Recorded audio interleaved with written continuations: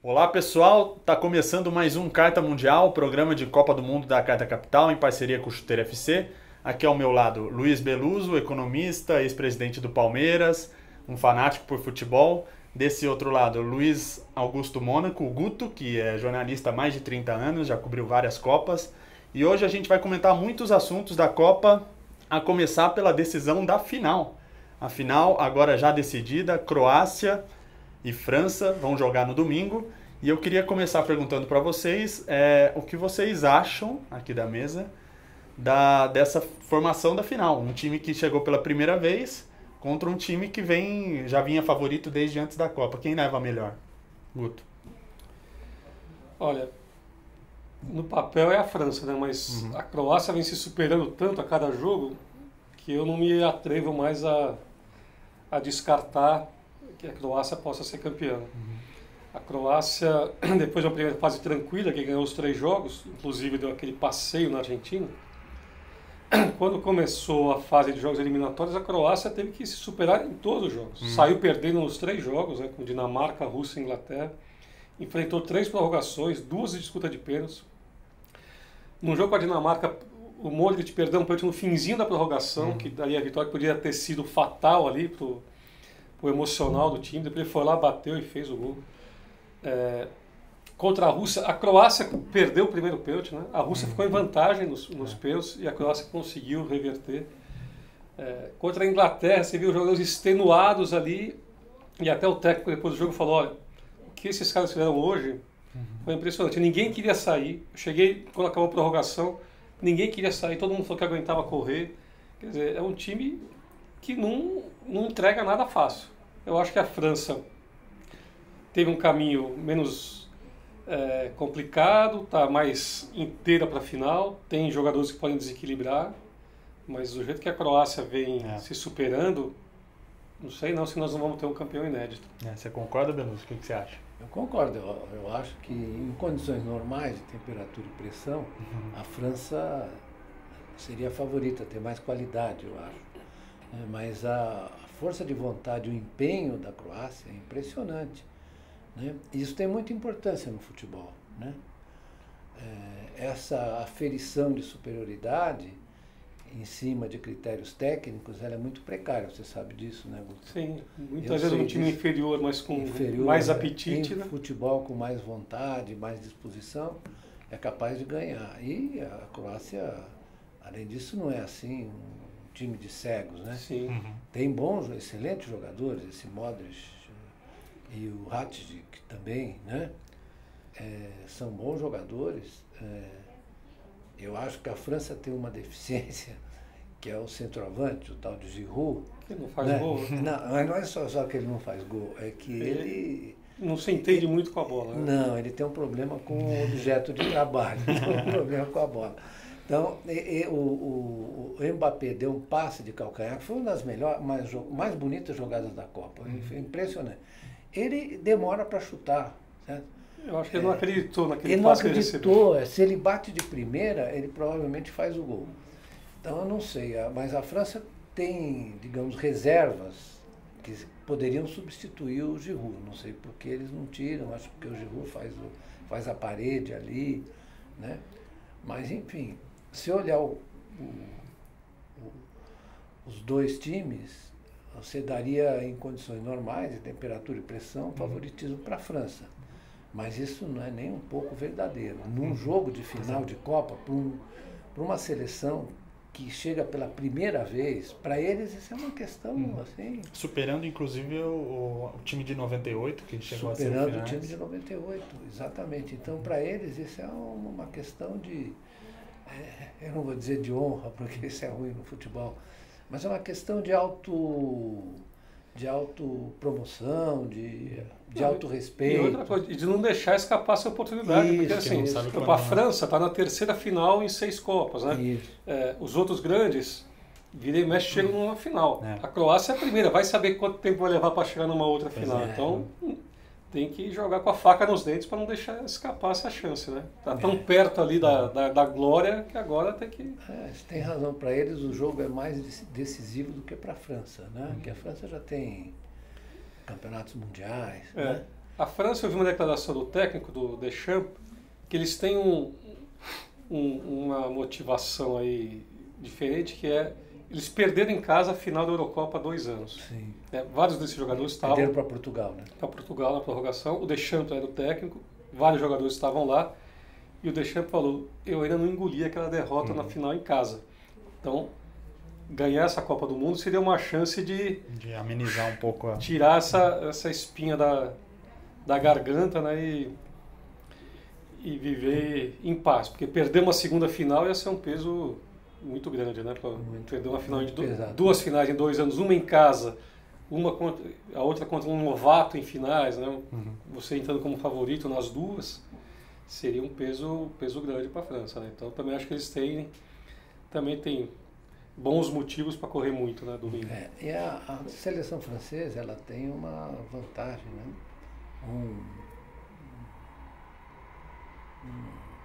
Uma composição, porque ela é jovem, né? Sim. Então ela, na verdade, não é tão desesperador perder essa Copa. É claro que é fácil você dizer assim, de longe, né? Você fala, não é tão desesperador. Mas é uma seleção jovem, pode, como a Inglaterra também tem uma seleção tem até jovem. esse dado que eu vou te passar. A gente publicou a matéria no Chuteira. França e Inglaterra estão empatadas em segundo lugar no ranking dos elencos mais jovens da Copa. Só a Nigéria tinha um elenco mais jovem. E da França, 17 jogadores que estão nessa Copa estão disputando a Copa pela primeira vez. Só tem 6 remanescentes da Copa no Brasil, que a França parou nas quartas de final pela Alemanha. Então, quer dizer, e tem muitos jogadores jovens, né? Aí de 25 anos para baixo. A França foi campeã europeia sub-19 em 2016, quer dizer, tem mais jogadores jovens vindo. Então é um time que daqui a 4 anos vai ter muita gente desse bloco aqui, desse grupo que está na Rússia, com 4 anos a mais de experiência, com uma vivência de ter enfrentado uma Copa do Mundo, e tem mais gente talentosa chegando para mesclar, para oxigenar ainda mais o time para daqui a 4 anos. Então, realmente esse dado da juventude da França, a Croácia tem um time muito mais experiente. Então tem 13 jogadores que estavam lá. 13 jogadores que estão na Rússia estiveram aqui no Brasil, na Copa do Mundo. Quer dizer, mais que o dobro da França.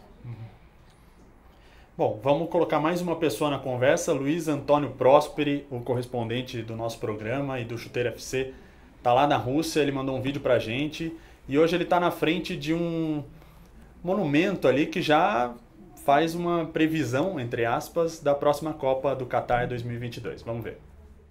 Estamos aqui em Moscou, em frente a este símbolo da Copa de 2022 no Catar. Aliás, é um totem que está espalhado aí por vários pontos de Moscou, já chamando o torcedor para o próximo Mundial, porque este aqui da Rússia está no fim. A gente sabe que França e Croácia vão decidir a Copa neste domingo, né? Dia 15, aqui em Moscou, chegando ao final de um Mundial que não deixa muita saudade do ponto de vista de futebol em si, mas deixa saudade pela estrutura, pela organização, pelo envolvimento das grandes torcidas, em especial os latinos que invadiram aqui as cidades da Rússia, mais em Moscou. Você via muita vibração até a semana passada e agora já um pouco mais vazia de torcedores e os russos voltando à sua rotina do dia a dia, aliás, uma rotina que eles não se deixaram se envolver com a Copa, continuaram tocando a sua vida, sem grandes envolvimentos, a não ser quando a Rússia ainda estava no páreo, e aí teve aquela comoção quando a Rússia eliminou a Espanha nas oitavas de final. Foi uma grande festa aqui em Moscou, mas depois tudo voltou ao seu lugar. A final entre França e Croácia, a meu ver, é merecida. A Croácia jogou um futebol de muita luta, de muita entrega, teve 3 prorrogações para chegar à grande decisão. Um jeito de jogar muito simples, simplificou o futebol, na minha visão. Dando aí uma lição que não precisa de jogador celebridade, não precisa de jogadores de gladiadores, de muito físico, mas de muita vontade e um futebol bem coletivo. E a França também já era esperado, um grande favorito à Copa, tentando aí seu bi, com jogadores especiais, né? A defesa com o Varane e o Titi, o meio de campo com o Matuidi, o Kanté e o Pogba, são jogadores de muita entrega, se matam em campo. E tem boa técnica também, são bons desarmadores, né? Desarmam bem e vão para cima também. Tem o talento do Griezmann, que a meu ver é a grande diferença do time, e esse genial garoto, o Mbappé. Então a França chega, na teoria, mais favorita para ser campeã. O que fica dessa Copa? Uma Copa bem organizada, os estádios muito bem funcionaram a contento, nada de grandes problemas, todos os estádios, aliás, muito bonitos por sinal. Não sei o que eles vão fazer com esse colosso que eles construíram aí, mas são os estádios que funcionaram bem em todos os jogos, pelo menos nos que eu estive presente, eu não vi nenhum problema. Nas ruas também, muita segurança, não tivemos nenhum incidente até agora. Se esperava um confronto de hooligans ingleses e russos, isso não aconteceu. Policiais para tudo quanto é canto, revistando mochilas, andando em grupos, até um pouco assustadora a quantidade de policiais que você vê pelas ruas, não só policiais, mas soldados também. Então é uma Copa que não vai deixar saudade muito do ponto de vista do futebol em si, mas que vai ficar na memória do torcedor como um aprendizado de um país que recebeu muito bem quase todo mundo, né? Uma ou outra exceção, lamentando aqueles brasileiros infelizes no começo da Copa, com aquele assédio às mulheres aqui da Rússia, mas de resto foi uma Copa bem interessante, bem organizada, que a meu ver, no meu ponto de vista, que estou chegando a essa 8ª cobertura de uma Copa do Mundo, vai deixar muita saudade, e desde já eu agradeço à Rússia por ter nos acolhido aqui tão bem e a gente poder desfrutar mais uma vez de muito futebol. E agora que vem aí o Qatar 2022. Bom, esse foi o comentário do Prosperi, e falando ainda do jogo da final, vale falar da Croácia, né? Já pegando a lógica do nosso programa de falar assuntos extracampo também, a Croácia teve envolvida em algumas polêmicas durante a Copa com alguns jogadores. O zagueiro Vida, por exemplo, ele fez uma exaltação à Ucrânia depois de da vitória contra a Rússia, né? Ou foi antes? Não, depois. Foi depois. Depois da vitória contra a Rússia, ele fez uma exaltação à Ucrânia, e a Ucrânia e a Rússia não se dão bem por causa da Crimeia desde 2014. Então isso gerou um desconforto bastante grande para ele na Copa do Mundo. Fora isso, Lovren também, depois da partida contra a Argentina na primeira fase, postou um vídeo que jogadores cantavam uma música adotada pelo movimento nacionalista da Croácia. Então esses casos têm repercutido bastante e que colocam em xeque um pouco o carisma, né, da Croácia. Eu queria perguntar para vocês se isso afeta, se isso mancha de alguma forma a torcida ou a campanha pela Croácia. O que você acha, Beluso? Mas há uma ilusão de que futebol e política não se misturam. Há quem diga. Há quem diga. A FIFA não gosta disso, né? Não, a FIFA não gosta. A FIFA detesta isso. Mas isso é uma ilusão, né? Sim, Porque claro. Desde sempre. O futebol está encharcado de política. Sim. Só quem não viveu no meio do futebol não sabe como isso é, né? Então, eu acho que, na verdade, nós estamos há pouco tempo da guerra, né, que envolveu hoje os novos estados da ex-Iugoslávia, né? Quando eu fui para lá em 79 já estava começando a fermentar isso, né? O avião em que eu fui teve que ser revistado porque havia o problema dos montenegrinos que estavam, na verdade, ameaçando. Então, aquele é um grau de conflito muito grande. E não é surpreendente que você incremente o nacionalismo E, na verdade, esses países têm tradições, digamos, um tanto quanto autoritárias, né? Veja os julgamentos do Tribunal Internacional dos generais, etc., né? Croatas, sérvios, que também se envolveram na guerra. E não foi uma guerra, digamos, pouco cruenta, foi muito, não é? Então isso deixa marcas. E é recente, de certa forma. Muito recente. E os jogadores, né, acabam absorvendo, é natural, né? Eu vejo aqui hoje em dia jogadores de futebol no Brasil que são menos envolvidos, dando sua opinião sobre as eleições, né? Já não pode ficar sacrificando os jogadores que eles são assim, eles têm direito a falar o que eles acham, né? Eu, por exemplo, não concordo com o que o Vida falou. Ele quis provocar os russos mais do que exaltar a Croácia, quis provocar os russos. Tanto que ele foi vaiado. Sim. Né? No jogo com a Inglaterra, ele pegava na bola. Ele pegava na bola, o pessoal vaiado. mandava ver. Então, isso é do futebol. Então, que é uma ilusão, volto a dizer, que não se mistura com a política, né? Eu vi, a gente estava até comentando antes de começar o programa, eu tenho visto muito na internet, muita gente dizendo, não vou torcer para a Croácia, porque o governo da Croácia é isso, é aquilo. essas ligações ou atitudes que lembram fascismo, essa coisa autoritária. E aí eu vejo muita gente discutindo, dizendo, pô, mas você não pode misturar, o time é uma história, o governo é outra. Aí eu lembro, por exemplo, de 70, né, que o Brasil vivia sob a ditadura, e muita gente fala, mas os jogadores eram inocentes, se deixaram usar como propaganda do governo naquela época, tal, eles não sabiam o que estava acontecendo.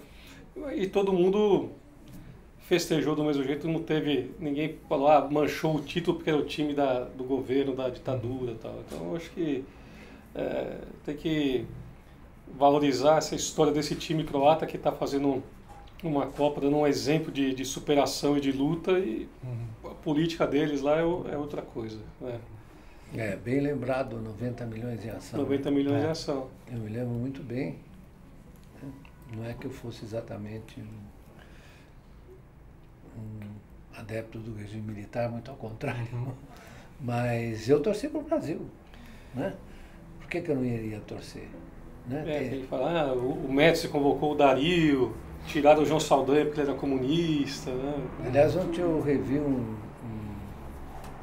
Roda Viva do qual participei com o João Saldanha.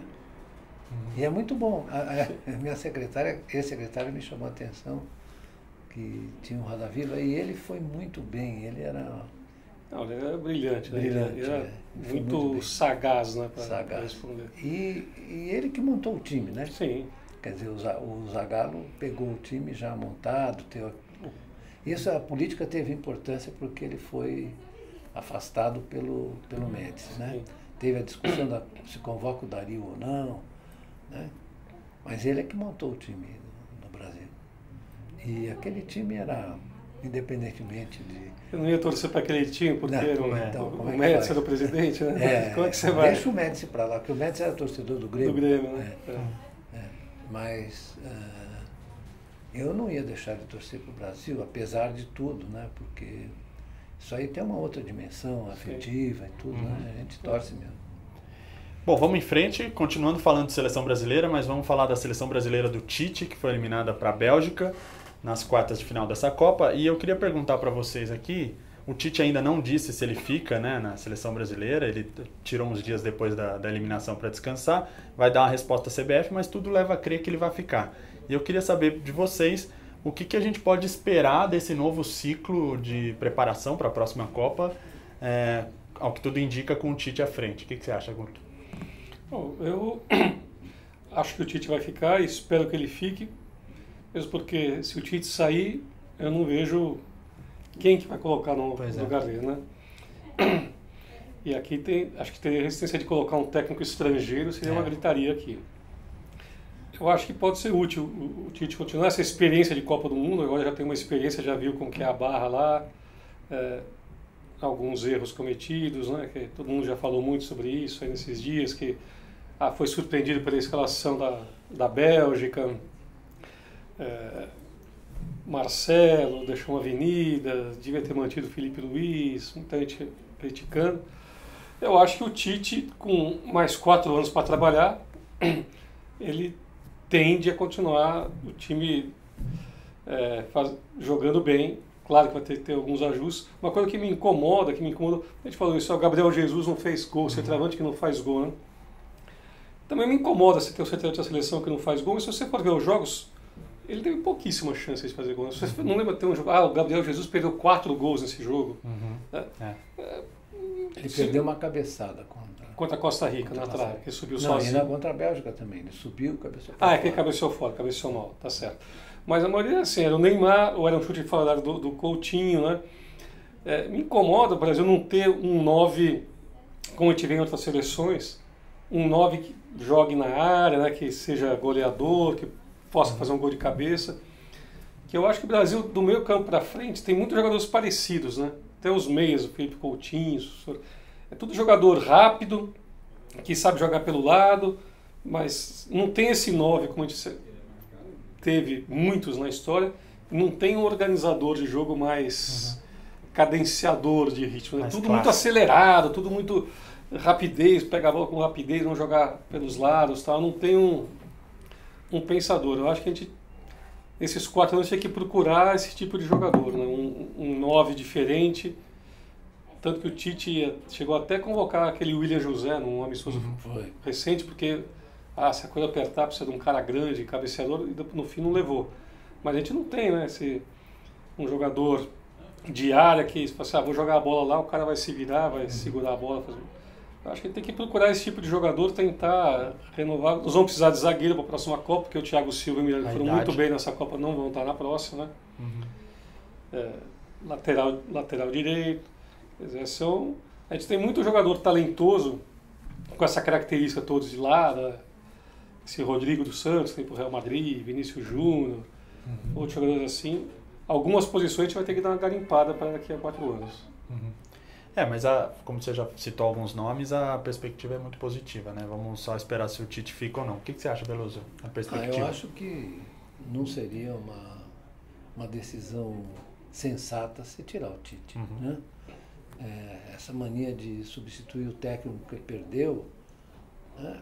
Essa experiência que eu vivi como presidente do Palmeiras não é de bom. O problema é que as pressões, quando o time perde, se avolumam. Eu vi várias manifestações na televisão, etc., de comentaristas e tal, criticando violentamente o Tite, né? Mas isso não ajuda nada. A gente tem que pensar, assim, mantê-lo. Ele foi bem, na minha opinião, nas eliminatórias ele foi muito bem. O Brasil podia ter, em 2 lances, podia ter empatado o jogo com a Bélgica, chute do Renato Augusto e do e Coutinho. outro do Coutinho. Né? Aquele último do Neymar, no finzinho que o goleiro foi buscar. No finzinho que o goleiro foi buscar, exatamente. Então, aqui você precisa tomar o futebol com um certo espírito crítico, né? E também tolerância, porque não é que o time jogou uma partida péssima. O time não se abateu. O jogo eu acho que o Brasil cometeu alguns erros no primeiro tempo que foram fatais ali, que tomou aqueles 2 gols, mas no segundo tempo o Brasil teve umas 7 chances de fazer gol. Sim, o time jogou bem, dominou. Podia ter feito o primeiro gol mais cedo, né? E depois fez o primeiro gol, o gol do Renato Augusto. Faltavam 15 minutos. 3 chances. Eu contei 4, que tinha mais uma do Firmino, que ele pegou de virada de esquerda por cima. Verdade, Foi logo depois do primeiro gol. Quer dizer, nos últimos 15 minutos, o Brasil teve 4 chances assim, claras, né? 4 chances boas de empatar. A Bélgica não conseguiu se defender. Podia ter. Se vai para a prorrogação, acho que os belgas estavam mortos. Se vai para a prorrogação, acho que não tinha jeito. Isso que o Beluso falou, né, analisar criticamente, você vê a Alemanha foi eliminada de uma maneira muito mais terrível do que o Brasil. Né? 2 derrotas na primeira fase para México e Coreia, uma vitória ali na última bola contra a Suécia e tal. Chegaram na Alemanha, a primeira coisa que a federação fez foi: o técnico continua, mais 4 anos. Por quê? Porque ele já conhece, já está trabalhando, e um tombo como esse que levou serve de aprendizado, né? Assim, na próxima não posso repetir isso, na próxima eu tenho que... Alguns jogadores que eu levei da Copa passada, achando que ainda rendiam, não dá, tem que... O Miller, por exemplo, foi mal. Foi muito mal. Fez uma Copa muito ruim. Algumas decisões, não ter levado o Sané, que fez falta em jogos mais fechados.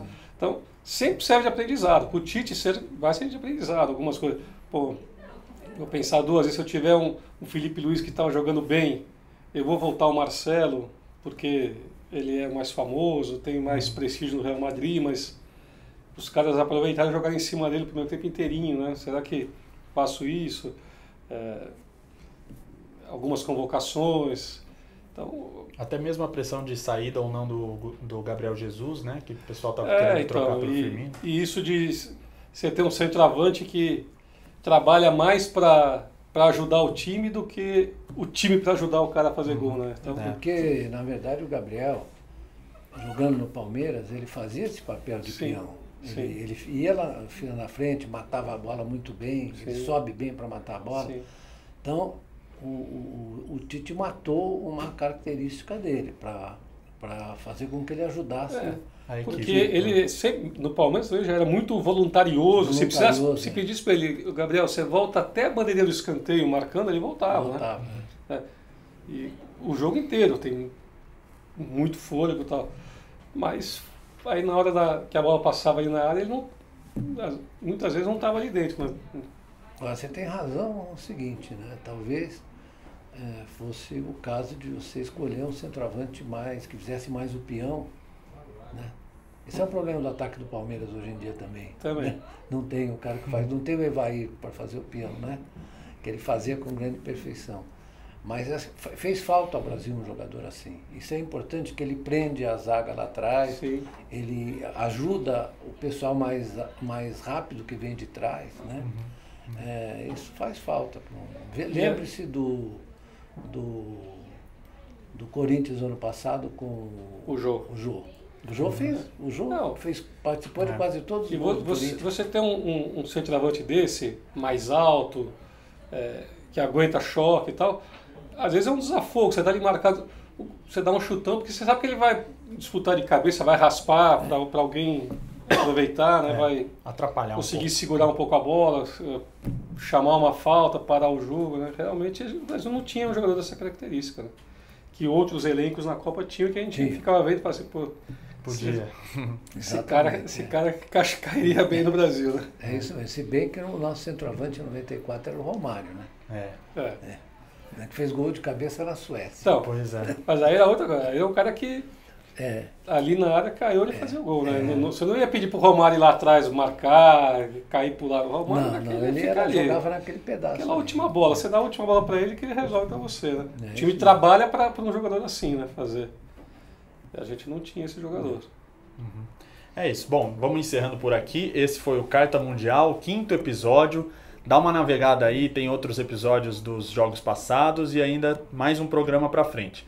Fica o convite para você comentar, assinar o canal da Carta, dar um joinha no vídeo e até a próxima. Obrigado a todos vocês novamente pela discussão. Tchau, tchau.